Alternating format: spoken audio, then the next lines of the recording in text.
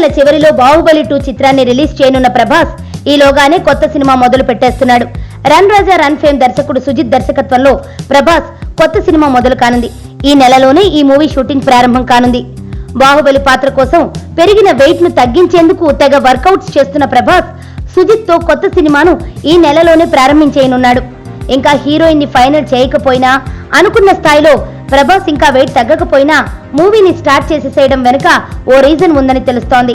మొదట ప్రభాస్ పై కొన్ని కీలక సన్నివేశాలను పిక్చరైజ్ చేయనున్నాడట దర్శకుడు సుజిత్.